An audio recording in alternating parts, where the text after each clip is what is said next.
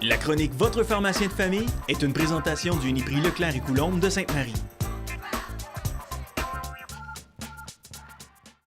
On entend beaucoup parler ces temps-ci que les urgences débordent. Des fois, les gens se retrouvent là juste pour une petite grippe. On n'est pas obligé de se retrouver à l'urgence. On peut aller voir notre pharmacien. Et avec moi, j'ai Isabelle Leclerc. Bonjour Isabelle. Bonjour Sylvain. Isabelle, on n'a pas besoin de se retrouver à l'urgence pour une petite grippe. Il y a d'autres solutions. Yes, pas nécessairement besoin de se retrouver à l'urgence. Dans le fond, une des statistiques importantes, 90% des rhumes ou des grippes, c'est viral. Donc, quand c'est viral, en 7 à 14 jours, ça passe tout seul. Donc, on n'a pas nécessairement besoin d'antibiotiques et de consulter le médecin. Donc, ça a été beaucoup la tendance dans le temps des fêtes avec l'influenza qu'on a vu passer. Donc, malheureusement, ça ne nécessite pas la prise d'un antibiotique. C'est pas toujours nécessaire. Exactement. Comment on peut savoir si on a besoin d'un antibiotique? Dans le fond, pour distinguer virus et bactéries, souvent, on va nous poser la question, faites-vous de la température? Donc, pas toujours, mais dès qu'il y a de la température, avec des sécrétions jaunes verdâtres, ça va nécessiter, dans ce temps-là, souvent une prise d'antibiotique. Donc, dans ce cas-là, on dit aux patients d'aller consulter. Une fois qu'on arrive avec notre prescription à la pharmacie? C'est ça. Dans le fond, souvent, que ce soit l'adulte ou l'enfant, on va poser la question, avez-vous des allergies à des médicaments?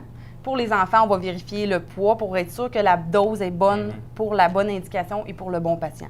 Donc, c'est important de faire la surveillance de ça. Donc, c'est souvent quand vous arrivez avec une prescription d'antibiotiques, ça peut être un petit peu plus long parce qu'il faut vraiment évaluer tous les facteurs et si l'antibiotique est bon pour l'infection que vous avez. Comme exemple, si tu m'arriverais avec une otite, j'évaluerais si l'antibiotique prescrit est vraiment utilisé pour l'otite. OK. Donc, souvent, la plupart des antibiotiques traitent les HIT, mais pas tous. Donc, c'est ça qui est à surveiller. Ça arrive souvent après quelques jours, après quelques prises de l'antibiotique, si on se sent mieux. Est-ce qu'il faut quand même continuer à prendre notre antibiotique?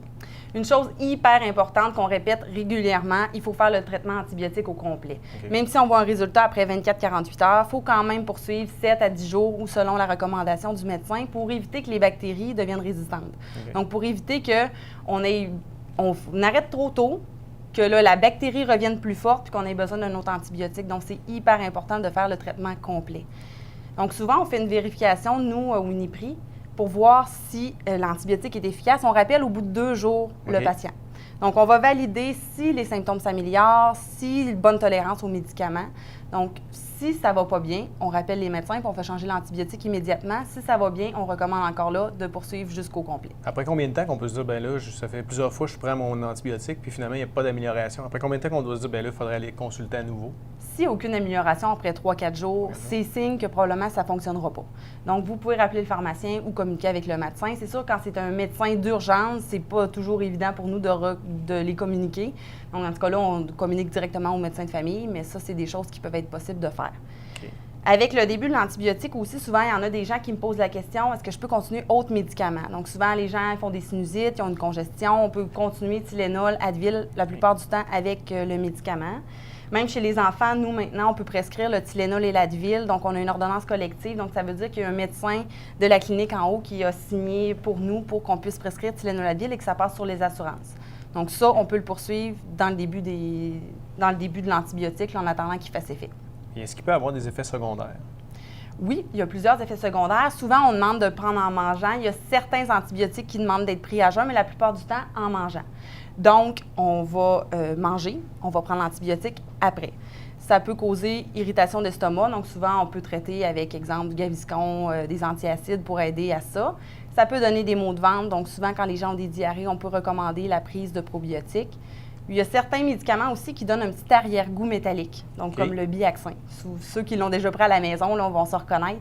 Puis il y a un petit truc pour ça. Ah oui, c'est quoi? Oui, bien, dans le fond, ça paraît spécial, mais c'est le truc de la guimauve. Ah oui, OK. Donc, on l'a fait essayer à plusieurs patients, ça marche pour vrai. Donc, on croque une guimauve pour enlever l'arrière-goût métallique et ça fonctionne. Donc, même les titres souvent, de couleur rose, bleu, là? Ah, toutes les couleurs, oui, en autant que ce soit de la guimauve, oui. Donc, souvent, quand on a un Biaxin, on dit ça aux patients. Donc, souvent, les patients vont s'acheter des guimauves. OK. Puis une question sûrement que s'il y a dû vous être posée beaucoup dans le temps des fêtes, est-ce qu'on peut, avec notre antibiotique, quand même consommer de l'alcool? Oui, bien, c'est beaucoup un mythe de dire que l'alcool ne peut pas être pris avec un antibiotique. Okay. L'alcool irrite l'estomac, l'antibiotique aussi. Donc, c'est pour ça souvent qu'on va dire de faire attention là, à le prendre en mangeant.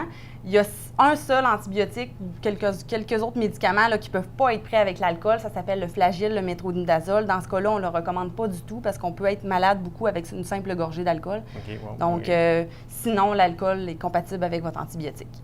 Parfait. Merci beaucoup, Isabelle. Ça me fait plaisir. La chronique Votre pharmacien de famille est une présentation du Uniprix Leclerc et Coulombe de Sainte-Marie.